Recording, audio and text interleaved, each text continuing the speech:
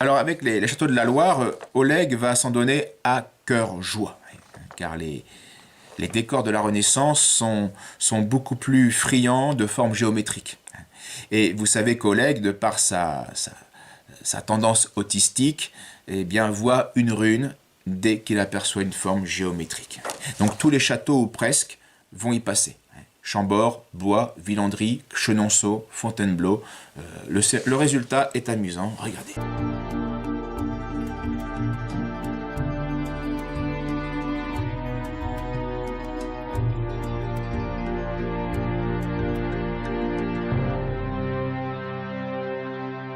Quand j'ai découvert les runes du château de Chambord, ça a été un moment très spécial. D'abord parce que, en tant qu'historien, je trouvais des éléments qui allaient être d'une grande aide, mais surtout parce que j'ai senti cette volonté de transmettre qui venait des ancêtres.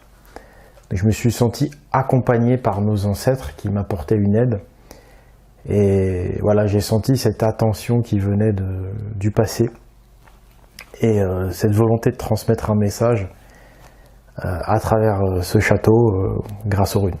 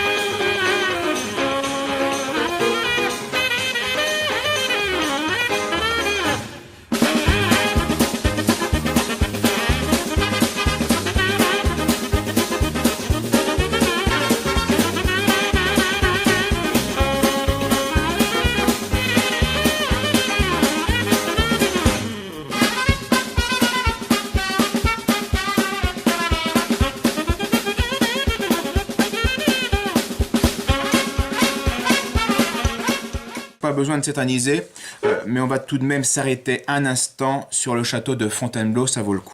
Dans le château de Fontainebleau, la demeure des rois de France, sur la plus grande cheminée, trônent les cornes d'Odin.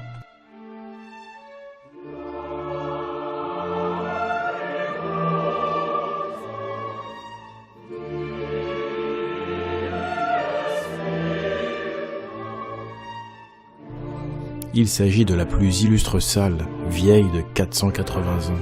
C'est la somptueuse salle de bal. Elle fut construite au XVIe siècle, sur ordre de François Ier. Il s'agit de la salle principale du château, là où François Ier donnait des banquets. Les cornes d'Odin ornent chaque recoin de la salle. Aucun regard ne peut y échapper. Ce symbole peut aussi être nommé la trictra cornue.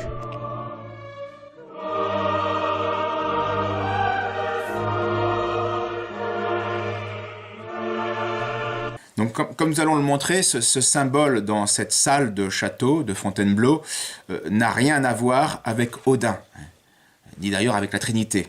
Mais il est là pour glorifier une femme qui est la maîtresse du roi. N'oublions pas que le goût de l'époque, et le décor de la salle de bal le prouve, s'inspire de la mythologie gréco-romaine. Donc avec Diane, Hercule, Apollon, les Muses, Jupiter, Mercure, Vulcain, Vénus, etc. Donc il n'y a rien d'étonnant de voir un mélange de symboles religieux, profanes, chrétiens, païens, c'était l'époque. En fait, Oleg a omis ou ignore un détail qui explique tout très simplement, c'est que le roi Henri II, c'est lui qui a complété le château fait par François Ier, en faisant construire cette salle de bal. château est François Ier, mais cette salle, c'est Henri II. Et il a aussi rajouté une chapelle à l'honneur de la Trinité. Bien. Et tout le monde savait à l'époque, comme aujourd'hui apparemment, sauf Oleg, que Henri II a commandé le décor de cette salle pour glorifier sa maîtresse qui s'appelait Diane de Poitiers. Et sur ce manuscrit qui apparaît à l'écran, on peut voir le H d'Henri mêlé au D de Diane. Et de part et d'autre, les 3 croissants de lune, symbole de la Diane mythologique gréco-romaine, en référence à cette déesse Diane qui très tôt est devenue la déesse de la chasse et de la lune dans la mythologie romaine. La lune ou son croissant était aussi le symbole en héraldique de la noblesse, c'est-à-dire de l'accroissement de richesse, de l'accroissement de l'honneur, de la renommée, du renouveau. Donc Oleg se trompe totalement quand il y voit une signature en l'honneur d'Odin. Non, dans cette salle, Henri II, prince mondain, a simplement voulu honorer sa maîtresse, Diane de Poitiers, qui est morte en 1566, et dont il était éperdument amoureux, le pauvre. Et pour honorer sa maîtresse, eh bien, il a reproduit un peu partout son emblème des 3 lunes entrelacées. Voilà. Donc Henri II n'avait rien à faire d'Odin, il lui suffisait de se savoir dans le cœur de Diane et tout allait bien. Donc il n'y a aucun ésotérisme là-dedans, et s'il y a un ésotérisme, c'était un ésotérisme purement galant d'un amant envers sa maîtresse. Voilà. Et d'ailleurs, ce n'est pas un hasard si une des peintures de la Grande Cheminée est consacrée à une allégorie de la déesse Diane. Et c'est une lune et non pas des cornes d'Odin que les peintures ont dessinées sur la tête de Diane et un peu partout dans le château, puisque telle était la façon antique de symboliser cette déesse. Mais d'après mon spécialiste, je serais tellement atteint que normalement, bien, je ne devrais pas avoir de mal à faire des progrès. Donc, face à ce constat, somme toute encourageant, je suis resté pensif. Pensif, mais bête. J'ai réfléchi, les abrutis réfléchissent énormément. Tout simplement parce que leur rendement est faible. Je vous laisse le temps d'y réfléchir. En fait, j'étais extrêmement prétentieux. Je me prenais carrément pour un médiocre, alors que j'étais nul. Maintenant, si intellectuellement je peux peu, bien je vis heureux dans l'éternelle et la perpétuelle béatitude de l'abruti. Alors lui, on l'aime pas, il se croit sorti tout droit de la cuisse de Jupiter. Avec son air austère, il se croit intéressant, il faut qu'il parle tout le temps. Il a des idées sur tout, il sait surtout nous bourrer fou. Oh, oh, oh, il a tout vu, tout lu, tout entendu. Il est tellement instruit que plus personne comprend ce qu'il dit. Il a tout vu, tout lu, tout entendu. Il a même dit qu'il n'y avait pas plus modeste que lui.